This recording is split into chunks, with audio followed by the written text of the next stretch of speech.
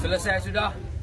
Hari ini saya nampak sahabat saya yang semua sekali beragama Islam, penat lelah dia orang yang ingin tahu perkara-perkara ini perlu dijawab oleh pihak kerajaan, pihak-pihak yang berkenaan.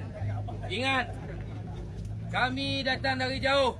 Kami nak tahu kenapa peneroka-peneroka yang angkat signboard 4 ke 500 orang itu tak ditangkap.